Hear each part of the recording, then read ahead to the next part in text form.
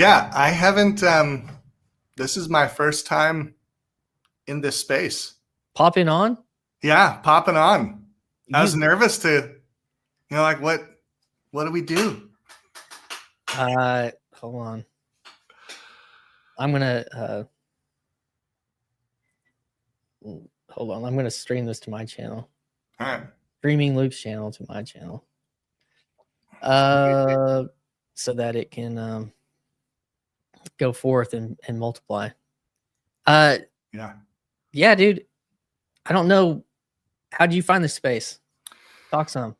I think I originally found Paul Vanderklay on maybe he was a guest on some podcast or something, and then I found his channel, and then I found Luke, and I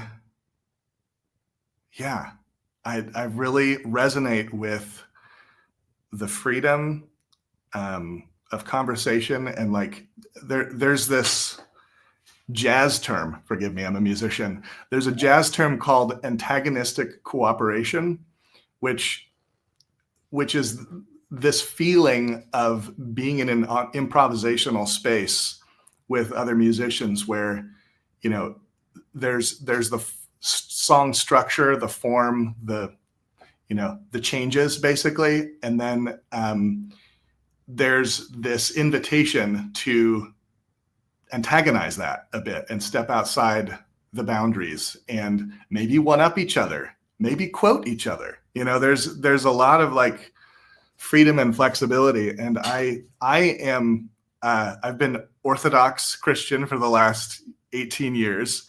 And it's rare to find, at least in this current ecosystem of Orthodoxy, it's rare to find free thinkers out there on the internet. So it was refreshing to run into Luke, and there's a lot of conversations around all those things. As you've probably already discovered, I've talked to like a dozen people on my channel, my podcast, like of that are Orthodox. I went to the Orthodox church for the first time, visited a few weeks ago. But so I liked what you're talking about conversation, though, the back and forth, the interplay related to jazz, and that is one of the really in that level of musicianship and performance, when you're able to be proficient enough to talk back, to try to one up, to troll a little bit, but that is something that seems to be going on. How long have you been paying attention to this space with Paul and then with Luke? How long has that been? I think it's just been a year or so. Yeah, it's probably been about a year, maybe a year and a half. I don't know. Have you commented any? A little bit on maybe some of Luke's stuff. I'm not prolific with my commenting. Sure. But I think I actually have run across your podcast as well. I need to make sure I'm subscribed. Sure, go for it. Yeah, man. Get that sub. we're all here to help each other. Like and subscribe. Yeah, man. So you're jazz musician. Tell us. So you've been Orthodox for 18 years. You're a jazz musician, or it sounds like, I don't know. You're a musician. I'm a musician. What part of the country from? I know some jazz chords. I fake jazz, but when I get around real jazz musicians, I'm like, guys, I only play in C and F. So yeah, that's about. I can just sit down and play power chords and C on the piano. That's not all. Yeah. I can do C sharp too, because it's all black or all white keys. All black or all white. That's right. I live in Austin, Texas. Okay. There's I think Emily in the chat. She's from Austin. Oh, cool. Food truck Emily. She's got a food truck somewhere in Austin. Okay, I didn't even know about that. Let's see, Emily Raj. If she's still hanging around, she could tell you her food truck. Yeah, so Austin, and yeah, what else? Tell us more about who you are. In the Paul Vanderklay's done 500 rando conversations, and the question he always opens up with: tell us about the house you grew up in. That's great. This is going to be interesting. Well, I'll start with just how I got my name real quick, just kind of get that out of the way. So my parents were hippies San Francisco Bay Area. There's two kind of like main categories of hippie. There's like your heroin hippies and your like live off the land, principled kind of hippies. We were the live off the land kind. And when their daughter Meadow was 2, they decided to build a boat from scratch and sail it across the ocean to Hawaii. And they didn't have GPSs back then. They had the stars. So they navigated by Rigel's star, which is the left foot in the Orion constellation, and motion of the ocean. By the time they got there, I was Cooking. I was cooking. Yeah, I was cooking. So Wow. grew up West Coast. I'm from a little tiny town in Washington State called Port Townsend. And in that town is where my dad built a 6-sided hexagon house. And that is the house I grew up in. Had a view, the Cascade Mountains, and grew up boating, and didn't have any sort of religious formation at all. I mean, I actually didn't even really know people went to church on Sunday until I moved to Texas. And then it's like, if you're not in church, you ain't American. Yeah. That's kind of part of that question you asked Luke earlier about being American and being Christian. Yeah. That sounds like there's a little thread there. That's quite a story. Very West Coast. That's a very West Coast hippie story. It is. I've heard one recently, you were conceived in the middle of the ocean on the way to Hawaii, named after the star that your parents were following, and then settled in the Northwest in a 6-sided house. There's all sorts of interesting pieces there, named after a star. I've told that story so many times. The conception part is just, I'm like numb to it, but it is always a little it's fun for people to hear. You got a good line for it. Let's see, Emily. I can't highlight these comments, but I'm looking at them here. Emily said, I think she's saying that her food truck's called At the Domain, or it's At the Domain. I don't know if that means anything to Austin. It's probably At the Domain, which is a place, but maybe it is called At the Domain. At the Domain. And she asked, what ortho church do you attend? I go to St. John the Forerunner, which is in Cedar Park. I think he lives on, there's a wow, why am I blanking right now? There's a guy who hangs out in the corner that's Orthodox, Paul Rainier. Do you know Paul Rainier?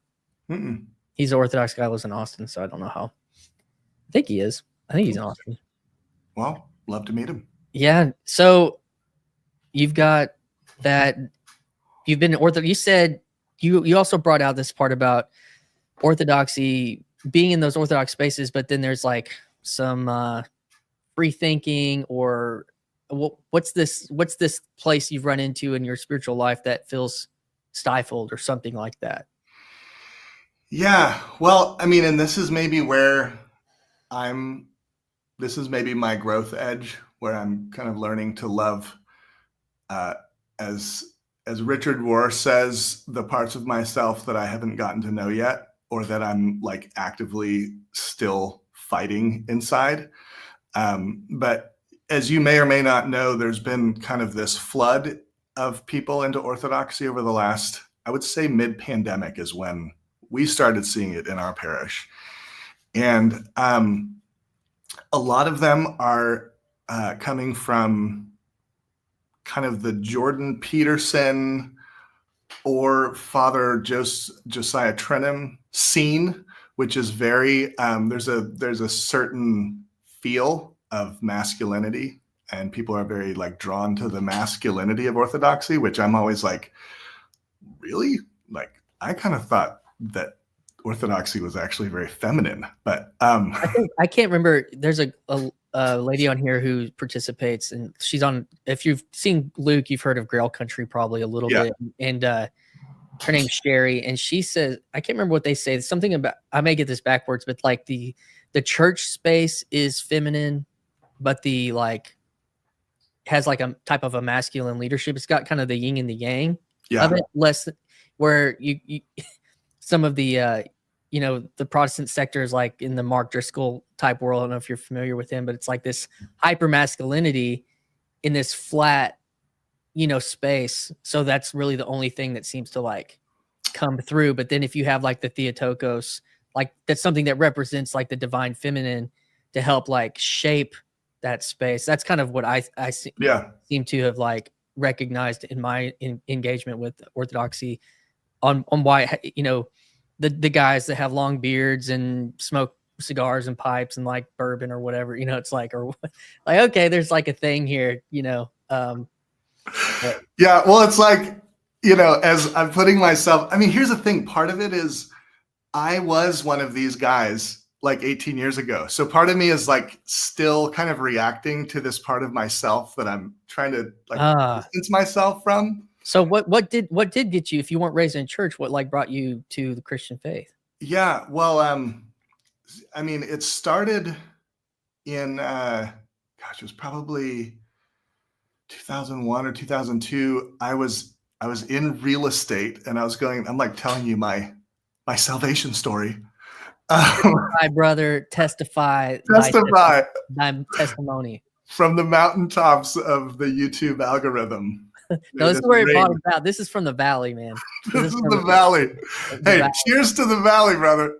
Cheers. I had this old water bottle. Good. So I was going to Dallas to a motivational seminar, and a couple of guys I went up there with like hyper evangelical Christians. Something cracked open up there where they were talking about like giving without an expectation to receive. And I was like, wow, that I have like not been around that. That's a very fresh concept.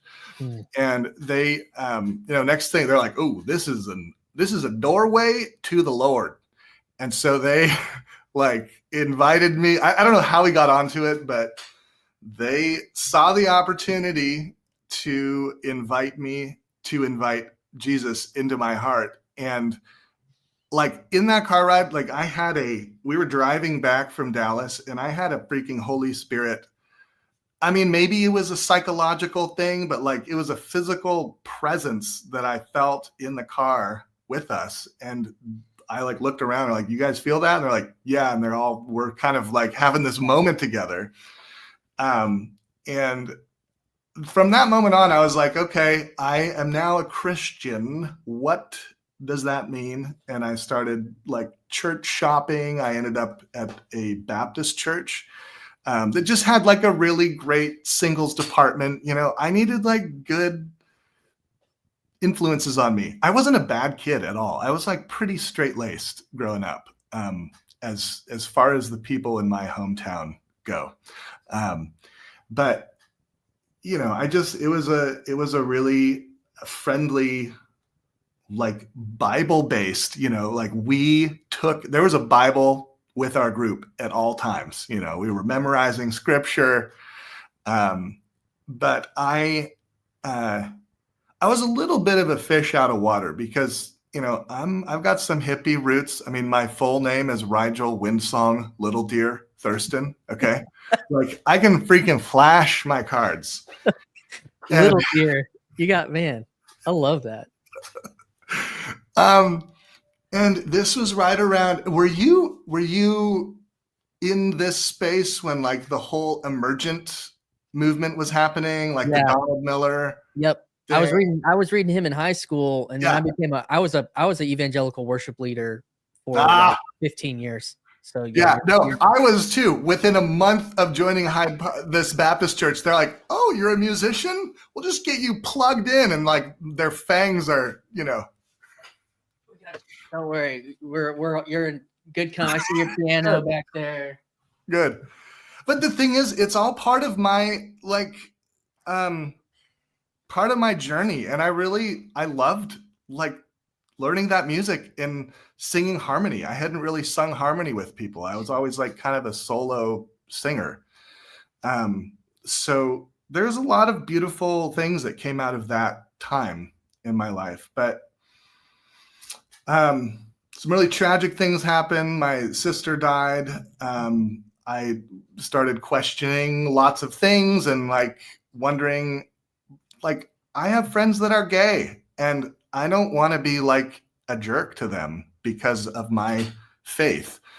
And so, I started like exploring other churches, ideas. Rob Bell was like very influential on me. I Sure. think actually Rob Bell was the first kind of taste of Orthodox theology. Actually, he had this series called like "The Flames of Heaven Are Awfully Hot" or something like that. And anyways, so there were lots of like little seeds that were planted, and I found my way into the Orthodox Church. That's like a whole nother 20-minute story, but I've got time today. That's why I'm on here. Cool. Well, so I'm in this like transitional questioning, exploring phase, and I went to a silent monastery, a Catholic monastery in Texas called Leb Shemaya, and my buddy and I were sitting at this table, like it was like a 12-person, 15-person giant wooden table, and you're all sitting in silence, like forks clinking. And I'm used to getting people to like me by talking to them. Mm-hmm. And I'm just totally out of my element, very jarring to my like way of being around people. And this nun was sitting across from us, and she like whisper screams across the table, and she's like, "Hey, are you all priests?" And we're like, "No, we're Protestants." I didn't even know if like priests were Christian because that sounded Catholic, and as a Baptist, Catholics aren't Christian. Oh, you're preaching to the choir. Preaching to the choir. And she was like, "I see you're reading." I was reading a Thomas Merton book called like Contemplative Prayer or something like that. She's like, "Do you like Thomas Merton? Let me show you, some other books." And she took us up to the library, and she gave my friend the Philokalia, which is like not a beginner book. And she gave me The Way of the Pilgrim, which was this kind of like, it was like a really popular book in Russia, I think, back in the 1800s or something. It's about this like wandering monk, wandering like homeless dude, really, who's trying to figure out what it means to pray without ceasing. And, I was like, up until that point, prayer was mostly just asking God for shit that I want, whether physical things or just things to go my way. And I didn't really know that there was a Christian tradition of actually just like silent prayer and connecting directly with God. And that like through the Jesus prayer. Yeah, the Jesus prayer, which has many forms. There's it can also just be silent prayer. But yeah, it's the Jesus prayer like contains all of those kind of prayer of the heart practices. And that got me down this, rabbit hole of like, what is Orthodoxy? And I had a friend going to seminary out in California, and he was like, "Hey, you got to come meet my Greek Old Testament professor. He's an Orthodox priest, and he's like Santa Claus in real life. You got to come out and meet him and hang out with me." So met this guy. He was like Santa Claus in real life. Super sweet human being. And we went on a field trip and went to an Orthodox service. And I was surprised by how Christ-centered it was. And as a Baptist, that's like the most important thing. And I he gave me a book just introducing like the faith, and I was on the plane ride back home from Redding, California, and walking down the aisle. You're getting the full story here. Walking down the aisle. It's not just me. Keep going. Good. The whole world. We're live streaming this rando. Keep going. This is great.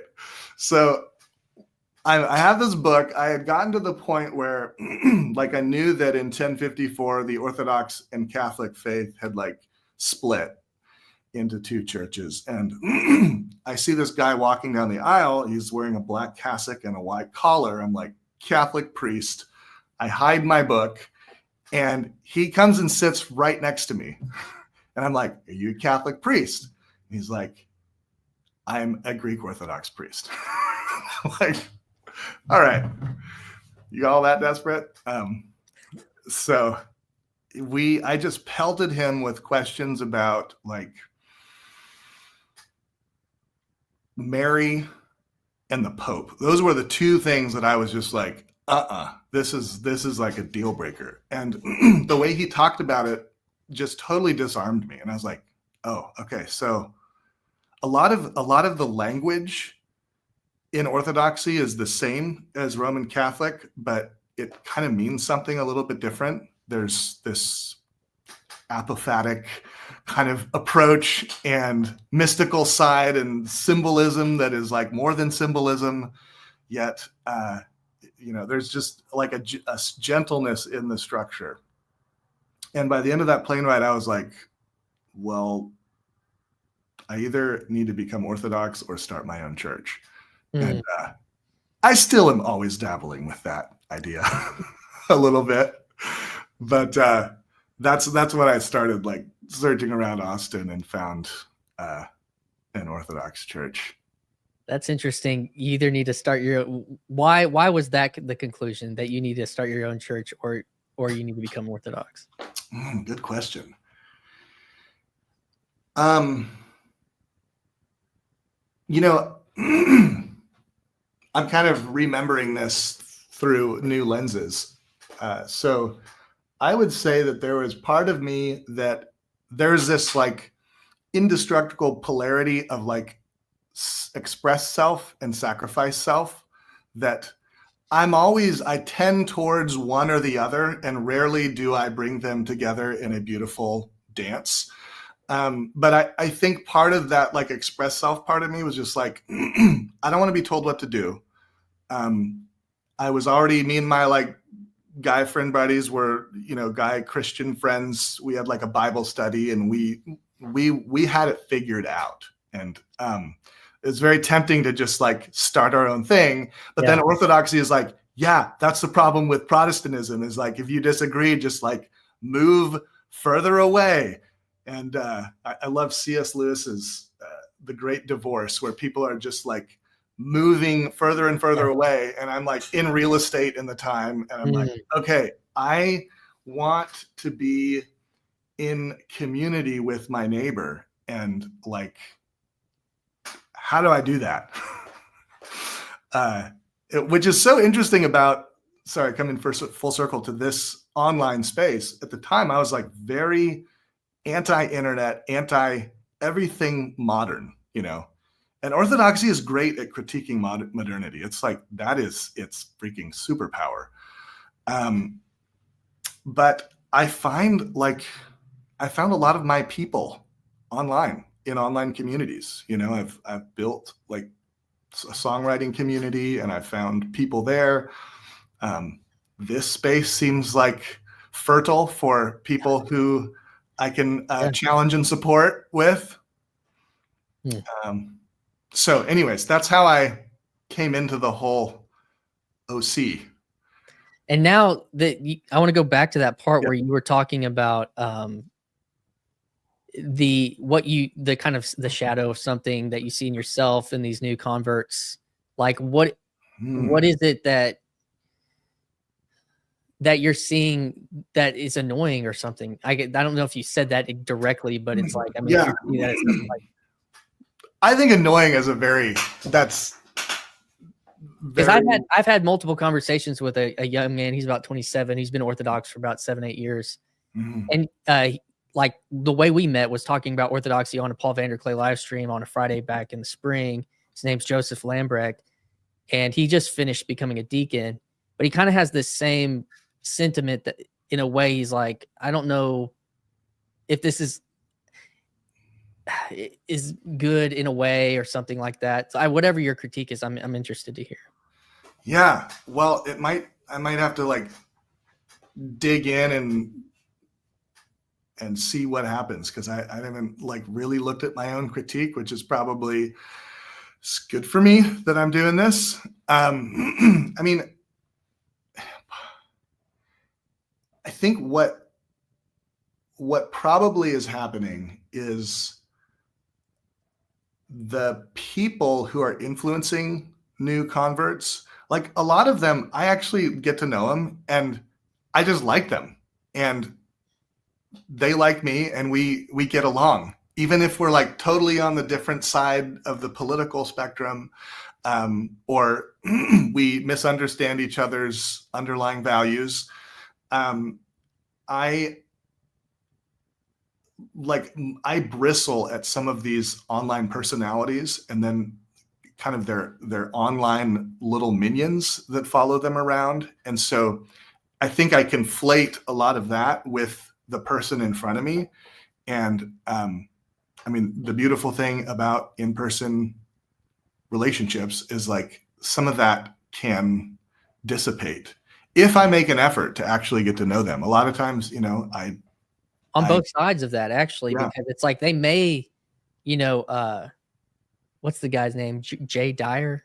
Is that his name? Yeah. Oh, like, I know. Yeah. So they may, you know, they may be coming from that, but like but if they're by themselves, like no matter who you are, no matter how based you are, you come into that place by yourself and you're kind of like, is anybody going to like me? Am I going to be okay here? You know, it's like you're human at the end of the day. And then this guy comes up and is like, been in the Orthodox faith for 20 years. And he's kind of like, hey man, tell me about your story.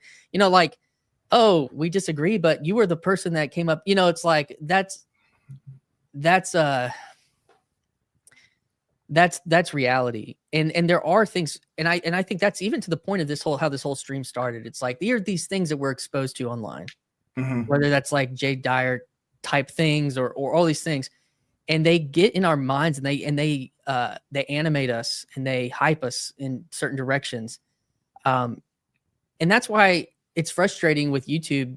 The way this whole conversation was even started earlier was like, we're going to strike you for even just trying to like wrestle with that a little bit publicly, you know, or whatever. That's not what's happening there. But I think even to some degree, it's like when we want to wrestle with these things in conversation, and then you get, you know, and you say something that, oops, it didn't, you know, that hit the filter, and it was like, and you're punished for that when you're really trying to make sense of the world. And so, yeah, that's frustrating. And that would be part of my critique to kind of what Alan was talking about earlier. But yeah, go ahead. Well, you bring up Jay Dyer, and that's one of the people that like really like that's a hard, quick trigger for me. But I'm gonna try to steel man a little bit here. Jay Dyer, you know, he's connecting to something in these men that are dealing with something, and they're feeling pulled towards him for a reason, because something in their life is not working. Their like survival system is like outdated, and it's activating something in them.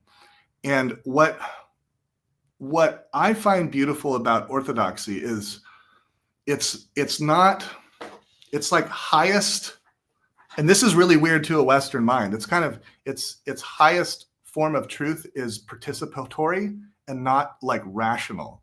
Yeah. And even you'll notice, like, I don't know how it is in every other Orthodox church, but like our priest has like 5-minute homilies, and then the service is like 2 hours. So, you know, 5-10 minute homilies, that gives you just a little sense of like what this is about. It's not, I mean, I sometimes take the homilies, sometimes leave them, you know, but it's this like this container that can contain all these different, like, I call them stages of development. And I'm a developmentalist, if you will, in my thinking. But, I was in that place. I was in the, late 2000s version of today's kind of masculine orthodoxy. Angst, existential angst or whatever. Yeah. And like, honestly, I needed to own that angst and like differentiate. It's this differentiation energy that within the container of a community, if people actually stay and pray together and hate each other when they figure out that they're like different, and then get to know each other and realize that like, we don't, like, communities go through stages of development too. And that like facade has to break a little bit for like real community to happen. And I read that in a book, 18 years ago, and it just kind of hurts when it's actually happening. Stings a little. When it's coming from like a different angle than you're like, well, I can't relate to you on the specifics of this, but I can relate to you on the general sense of this, but still that's kind of like, oh, like I'd rather like relate to you on the specifics of where you're coming from. Maybe. I don't know if that's what you're talking about, but I'm kind of in is the reason I kind of poked in on the start of church. I'm kind of helping on a church plan.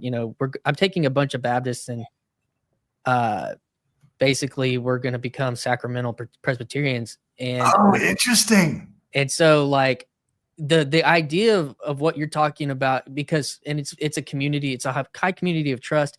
And instead of trying to go and splinter into and yet one other non-denominational Baptist church, like, it's like, no, we want to attach ourselves to something, and it's not the hip and the cool attaching yourself to the OG, OC.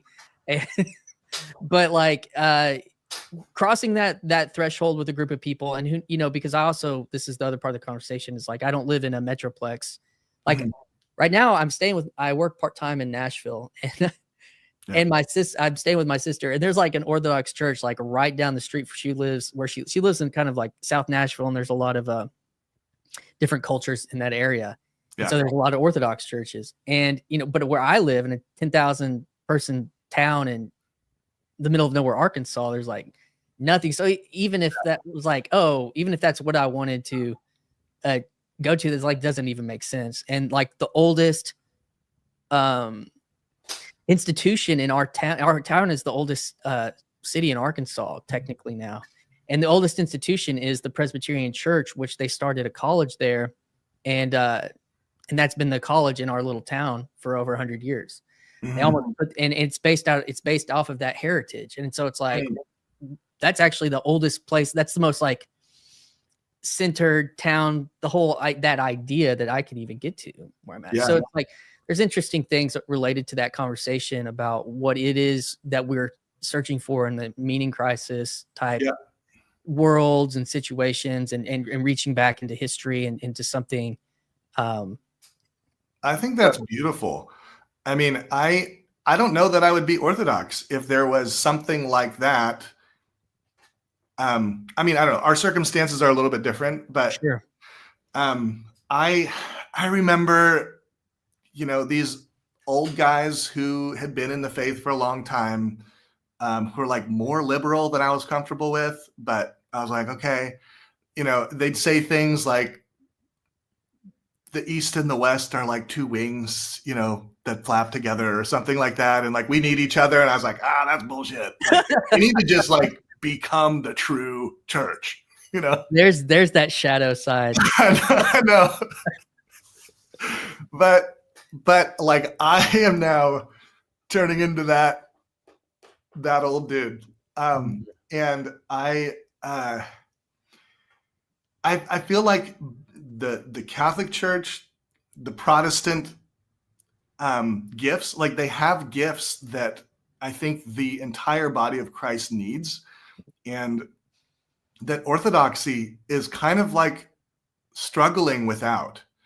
I mean, I could go down kind of like a whole rabbit trail of like the things that are wrong with orthodoxy, but give us the top three. Give us the top three. well, we can't call. There's a lot of in this corner. There's kind of like, you know, that's the battle is a little Yeah, bit like everything's like, oh, it's the hot new girl. yeah. Give us, you know, like show us a few of the wrinkles. So- You can't see behind the filter, you know. all right. So I would say the one that bubbles up to the top is we can't call a meeting. We're really into the ecumenical councils. We can't freaking call a meeting. We have no one to call the meeting. Okay.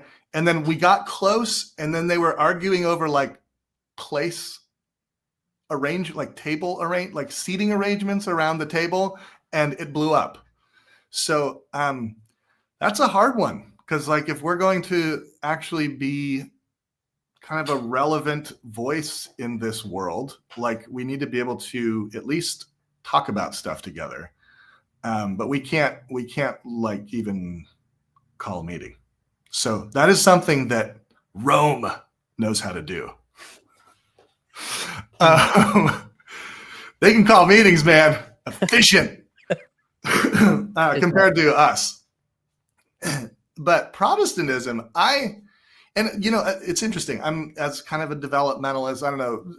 Luke mentioned spiral dynamics earlier on. I don't know if you've run across any of that stuff, but that's kind of like a little bit of the world I live and breathe. And I think that like there are, you know, Protestantism emerged in response to the pathologies of Rome, of this like hyper centralized system, and corruption. Yeah, totally. And part of that was like individualizing the faith. Like we all have access to the Bible, and the, you know, printing press emerged at that time, and so that made it possible. And it's just like this beautiful ability, that's not the right word, just response, I think, to a tough situation. And you know, now we all have access to the holy books and to each other, to the nature of this conversation. Yeah.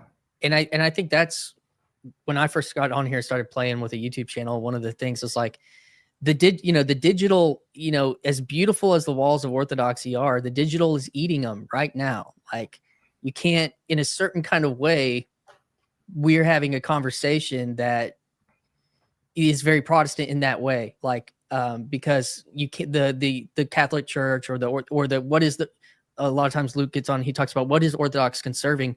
The conservation, the ability to conserve things physically is changing.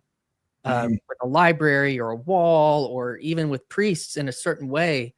And I don't, which I like explicit hierarchy. I think it's that there's good there that Protestantism's gotten away from by making it all implicit. Like then you have to play like language games and it becomes manipulative to try to do some of that stuff. So I do think that the back and forth, like, what we're gonna see over the next probably, you know, next 20 years is how this shakes out related to those poles of you know, like we have everything, you know, and but well it and it's really it's weird because some of the things I kind of see. And if you were in that kind of emerging church thing 20 years ago, like there were a lot of really innovative ideas that were like, just like, let's try this, you know? And I remember getting exhausted by that because like, let's do communion 10 different ways this year. Yeah. It's like, that's a lot of planning. Who has to plan it? The worship leader, you know, it's like, or whatever. But the interesting thing is that, then you kind of get tired of that. And then I want something that's old, stable, and solid. And you go to it, and the people that have been in that old, stable, and solid thing, they're kind of like looking for innovation in a certain way. And it's like, well, I've been in the innovation, you know, world for the last 20 years and I'm tired of it. Like, so it's this weird push and pull. You know, my friend, Joseph, I mentioned earlier, he was talking about things going on in his diocese, you know, and they're looking at other denominations and how they're doing things good, which is probably anathema to say other denominations, but we'll just leave it at that. But they were looking at other Christian church groups saying, they're really good at that. I want us to become better at this as Orthodox. Yeah. And I don't know if I've, and there's Luke Thompson chiming in, faithful innovation. Yeah. What does that mean? And I think that is, instead of innovation for innovation's sake, or innovation like for, with the evangelical telos of growth, of scale, actually, it's not even growth, it's scale. And it's like, that's not healthy for people. You know, maybe products, maybe we can scale these or something, but it's like, people don't scale. People have, and I think that, I don't know if that's what you mean by developmental, like a developmentalist, like cultivating is more like that. That's like a growth word, you know, and culture word or whatever. But well, I mean it in kind of, and I have to go in a minute because I got everybody coming, but a developmental in the sense of, and I mean, I feel like this is actually what tradition is integrating and like evolving and integrating the stuff that's come before in a way that is synthetic. But so I want to go back to something you said. You asked, like, you know, what is Orthodox preserving? And there is this saying, orthodoxy is paradoxy. And I think a lot of times, like, one of those words that doesn't mean what it means out in the Western world is tradition. Tradition is like living, and where, you know, you hear it out in the rest of the world as this like static thing that we're preserving. And so I think that what we're preserving is the living paradox. Well, I like it. Maybe that's what I have to head. Yeah, man. Hey, it was really nice to meet you, and I think everybody feels that way. Emily, I'm sorry I didn't get to bring your comments into the conversation. And Rigil, dude, have a good day, whatever you're about to do. Maybe writing session or whatever you're doing. But yeah, man, just writing the song of life, bro. Awesome, dude.